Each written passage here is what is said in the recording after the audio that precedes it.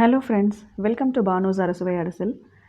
நாம் இன்றைக்கி மாம்பழம் ஷர்பத் எப்படி பண்ணுறதுன்னு பார்க்கலாம். அதுக்கு 2 மாம்பழம் எடுத்துக்கிட்டேங்க. இந்த மாதிரி தோல் சீவி எடுத்து வச்சுக்கணும். நல்லா பழுத்த மாம்பழமாக எடுத்துக்கோங்க. கொட்டையை எடுத்துகிட்டு தோல் சீவிட்டு ஒரு மிக்சி ஜாரில் பீசஸாக கட் பண்ணி போட்டு வச்சுக்கலாம். 30 மினிட்ஸ் முன்னாடி நம்ம 1 டேபிள் ஸ்பூன் சப்ஜா சீட்ஸை தண்ணியில் ஊற போட்டு வச்சுக்கலாம். நான் மிக்சியில் 2 பல்ஸ் விட்டதும் இது சில் வாட்டர் தண்ணி ஊற்றி நான் இன்னும் கொஞ்சம் ஜூஸாக அரைச்சி எடுத்துக்கிறேன். இப்போது டம்ளரில் நம்ம 1 க்யூப்ஸ் ஐஸ் போட்டுட்டு 1 டேபிள் ஸ்பூன் ஊற வச்ச சப்ஜா சீட்ஸ் போட்டு இப்போ நம்ம அரைச்சி வச்ச யம்மியான இந்த பல்பி ஜூஸி மேங்கோ ஜூஸை ஜூஸ் நம்ம ஆட் பண்ணிக்கலாம். இதில்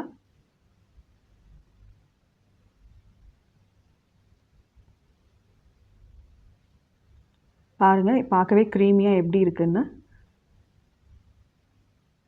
இதுக்கு நம்ம டெக்கரேட் பண்ண 2 மாம்பழ துண்டுகள் எடுத்து வச்சுருக்கேன். நான் மேலே 2 துண்டுகள் ஆட் பண்ணிவிட்டு மாம்பழ துண்டுகள் இதை நம்ம எல்லாருக்கும் சர்வ் பண்ணிடலாம்.